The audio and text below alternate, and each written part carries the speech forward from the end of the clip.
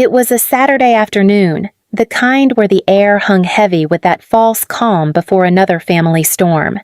My daughter Amelia, 7, curious, too kind for her own good, was sitting on the porch steps, swinging her legs, humming some song she made up. I was in the kitchen washing dishes, pretending that if I kept my hands busy, my thoughts wouldn't break me. Please subscribe to our channel and tell us in comments from where are you watching this video. Dad was in his chair, that same battered recliner that had seen more yelling than laughter, scrolling on his phone like it was a royal artifact. He hated interruptions. To him, silence wasn't peace. It was power. Every breath you took in his house was borrowed. Amelia, innocent as she was, tiptoed closer. She didn't mean any harm. She just wanted to show him the butterfly she'd caught. Her small hand brushed his phone as she tried to set the bug jar beside him. That's all it took. The sound came first, that sharp crack of anger snapping through the air. I turned, soap still on my hands, and saw his face twist into something I couldn't even recognize as human. "What did I tell you about touching my things?" His voice was so loud the window panes shook. "Dad, she didn't mean—" I tried to say, but it was too late. He grabbed Amelia by the hood of her little sweatshirt and yanked her so hard her feet left the ground. She screamed, terrified, her hands clawing at his wrist. I dropped the dish and ran, but before I could reach them, he dragged her across the yard like she was nothing. A rag doll, a mistake. Her knees scraped against the dirt, her hair flying across her face. "That's what happens," he spat, eyes blazing, "when trash touches gold." I froze. I'd heard him say cruel things to me before. Worthless, leech, mistake. But hearing him say that to my child, it shattered something deep. Mom stood at the doorway, arms crossed, not even blinking. She didn't tell him to stop. She just muttered, "Maybe now she'll learn some respect." "Respect?" I screamed, rushing to Amelia and pulling her close. "She's 7, for God's sake!" Dad smirked. "And already acting like her mother, grabbing things that don't belong to her." The words hit harder than his kicks ever could. Amelia was sobbing against me, trembling so hard I could feel her heartbeat through her chest. Her knees were bleeding, little pebbles stuck in the cuts. I looked up at the man who used to be my father, and all I saw was a stranger who enjoyed breaking people smaller than him. I carried her inside, my arms shaking, every nerve burning with rage and helplessness. He shouted after me, "Don't give me that look. One day you'll thank me for teaching her early. This world doesn't reward weakness." But I knew the truth. The world doesn't reward monsters either. That night, I sat beside Amelia as she slept, her hoodie still dirty, the tear streaks dried on her cheeks. I traced my fingers along the bruises on her arm and made myself a promise. Not the kind whispered through tears, but the kind carved in bone. This time, I wouldn't just leave. This time, I'd make sure he'd never have the chance to hurt her, or anyone, again. When I looked out the window and saw Dad's phone glowing on the table where he'd left it, something inside me shifted. I didn't know yet what I'd do, but I knew it wouldn't be quiet.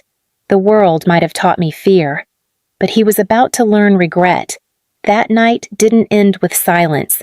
It ended with breathing that felt borrowed. Amelia whimpered in her sleep, her little chest hitching every few seconds like her body couldn't forget what fear felt like. I sat by her side, wide awake, my hands trembling, the metallic taste of rage filling my mouth. Every few minutes, my mind replayed it, his hand gripping her hoodie, her feet dragging helplessly, her cry breaking the sky open. My father had hit me before, slapped me, kicked me, thrown things. But this was different. He had touched her. The next morning, he acted like it never happened. He sat at the breakfast table, scrolling his phone again, smirking at something on the screen. Mom fried eggs like she was performing some ritual to erase what we saw. When Amelia walked in, limping a little, clutching her toy rabbit, he looked up and said, "Morning, Princess. Still mad about yesterday?" "You'll get over it." I nearly dropped my cup. "Princess?" I said, voice low. "You dragged her across the yard." He looked at me, eyes cold. She's fine. You coddle her too much. You turned her soft. You were soft too. Look how that turned out.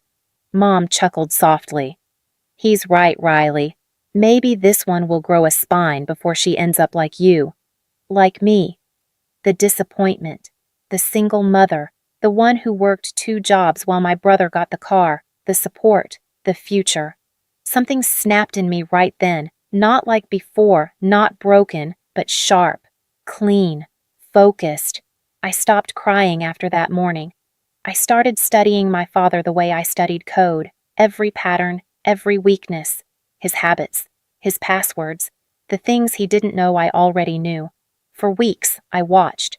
I didn't argue when he insulted me. I didn't react when he called Amelia a useless shadow. He thought he'd broken me again. He had no idea he'd just trained me to notice everything. His phone, the one he called gold, wasn't just gold. It was his whole world, his contacts, his transactions, his dirty little secrets. I'd seen him meet strangers at diners, whisper deals about cash jobs and no receipts. I'd overheard him bragging to my mother about money he never paid taxes on, about names he used that weren't his. Trash doesn't touch gold, he'd said, but gold leaves fingerprints, and I'd learned how to trace every one. Afternoon, while Mom and Dad were at church pretending to be respectable, I walked into their house with Amelia. I told her to sit on the porch and color. I slipped inside, went straight to the table where his phone usually sat charging. I plugged it into my laptop. It took less than 10 minutes. Every hidden file, every fake name, every unreported transaction. I downloaded all of it. When he came home that night, I greeted him with a smile so calm it made him suspicious. "What are you so happy about?" he asked. "Just life," I said. "You taught me so much about it." He smirked, thinking it was submission. I walked away before I said what I really meant.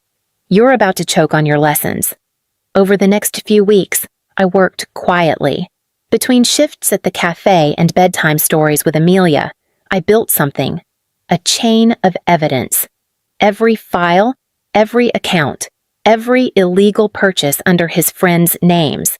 The man who called us trash was knee-deep in dirt. I didn't go to the police yet. That would have been too easy. I wanted him to feel powerless first, so I let it slip. A few neighbors started whispering. Someone found out his side business wasn't exactly legal. A few weeks later, a man came to the house, banging on the door, yelling about missing money. Mom panicked. Dad shouted, slammed the door, and stormed through the house, cursing everyone he knew. "Did you tell anyone?" He barked at me. I looked him dead in the eye. "Why would I? Trash doesn't talk to gold." His face went pale. For the first time, fear flickered there. He didn't say another word. That night, he called people frantically, whispering threats, making promises, begging for help. His phone didn't stop buzzing for hours. I sat on the porch, listening to the chaos I'd quietly set in motion. Amelia sat beside me, her small hand tucked into mine. "Mom," she whispered, "is Grandpa mad again?" I squeezed her hand. "He's just realizing what happens when you hurt good people." But I wasn't done. The next morning, I mailed a copy of every file, every bank record, every transaction, to a man I'd overheard him talking about once. Someone he owed, someone who didn't forgive easily. It wasn't poetic. It wasn't quiet. It was justice delivered by the same hands he once tried to break. 2 weeks later, the house went dark. Literally. The power shut off. Cars stopped showing up. His friends stopped answering calls. The money he bragged about disappeared. Mom's voice started shaking every time the phone rang. Then came the night they showed up. 3 men, hard faces, hard voices, asking for Henry. My father's voice trembled for the first time I'd ever heard. He tried to act tough, but they laughed. "Funny," one said. "You don't sound like gold now." I watched from the shadows, heart pounding but calm. He wasn't hurt, not physically, but his power evaporated in that moment. The man who called us trash was suddenly begging. The next day, he came to my door. For the first time in my life, he knocked. When I opened it, he looked smaller, older, broken in a way no words could repair.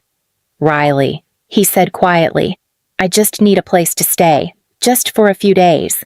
I leaned against the frame. Amelia peeked from behind me, clutching her toy rabbit. "Sorry," I said, voice even. "We don't let trash touch gold." And I closed the door. Inside, Amelia looked up at me, eyes wide. "Mom, are we safe now?" I smiled through the sting in my chest. "Yeah, baby, we finally are." Outside, I could hear him still knocking, slower now, weaker, but the sound didn't hurt anymore. It was just proof that monsters can fall. The next morning, the knocking stopped.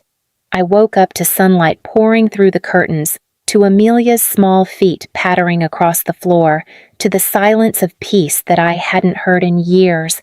For a while, I thought maybe that was it. Maybe karma had finally done its work. But when I opened the blinds, I saw him again. My father, sitting at the end of the driveway, head slumped forward, one hand clutching his old flip phone like it still held the power he'd lost. He'd slept there, all night, in the cold. For a moment, I froze.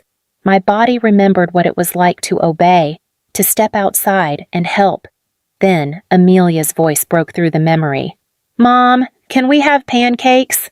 That small question grounded me. The answer wasn't about pity anymore. It was about protection. "Sure, baby," I said, pulling her into a hug. "You've earned every sweet thing in this world." While she stirred the batter, I peeked out the window again. Mom was standing next to him now, still dressed in her nightgown, whispering something sharp. They looked smaller than I remembered, not just in body, but in presence. The house they'd built around control had crumbled, and for the first time I didn't feel trapped inside it. I felt free outside it. By noon, they came to the door. Again. Mom was the one who spoke this time. Her voice was cracked, hoarse, but not apologetic. "We've fallen on hard times, Riley," she said. "Your father, he's lost everything. We need a place to stay, just until things get back on track." Amelia stood behind me, peeking through the crack in the door. She didn't hide. She didn't cower. Her chin was raised, that same quiet strength she'd grown from surviving their cruelty. I stared at Mom for a long time. "You mean the man who dragged her by the hood across the yard?" I asked, voice calm but low. "The one who called her trash?" Mom sighed like I was being dramatic. "You've always held grudges. You don't understand how hard it is for him. He's family, Riley." "Family doesn't bleed family," I said flatly. Her jaw tightened. "You're really going to leave your own parents on the street?" I smiled. "I didn't leave you there. You built it for yourselves." I shut the door. It wasn't anger. It wasn't revenge. It was the first boundary of my life that didn't hurt to draw. Later that night, I saw the glow of flashlights outside. Dad rummaging through his old car, Mom yelling at him. I didn't move. I didn't intervene. I tucked Amelia into bed and told her, "Grandpa and Grandma are going on a trip." She giggled sleepily. "Are they coming back?" I kissed her forehead. "Not here." Days passed. The calls started, unknown numbers, begging ones. I didn't block them. I just let them ring. Each one was an echo of every time I'd cried for help and been told to deal with it. A week later, I got a letter. Not an apology, just a plea. "Riley, your father's sick. We have nowhere to go. Please, for your daughter's sake, help us." For her sake. The same daughter they once dragged across the dirt like garbage. That night, I sat in my small kitchen, the letter spread on the table, the quiet hum of the fridge filling the space between memory and mercy. I thought about all the years I spent begging them to see me, to see her. I thought about the bruises that faded and the ones that didn't. Then I picked up my pen and wrote back. "You once told me trash doesn't touch gold. Turns out you were right. I'm not touching what ruined me. The girl you broke, she's doing just fine without you." I folded the letter, sealed it, and left it outside their old mailbox. No return address. Just the final silence they'd earned. Months later, I heard they'd moved, some rundown town upstate. Word spread that Dad was working odd jobs, that Mom was taking care of him. I didn't celebrate. I didn't gloat. I just breathed deeper, knowing the world finally balanced itself. One afternoon, while driving Amelia home from school, she spotted a man on the sidewalk selling handmade toys. He looked tired, worn. She didn't know it was her grandfather. I did. "Mom," she said, holding up the toy. He smiled when I said thank you. I nodded. "That's good, baby. Be kind even when people weren't kind to you." She smiled, proud. "Like you?" I looked at her reflection in the rearview mirror, those bright, forgiving eyes that didn't carry my past. Exactly like me. The light turned green. As we drove away, I didn't look back, not once. The past was behind me, bruised, broken, begging, and I was finally driving toward a life where no one would ever drag her, or me, through the dirt again. Please subscribe to our channel and tell us in comments from where are you watching this video.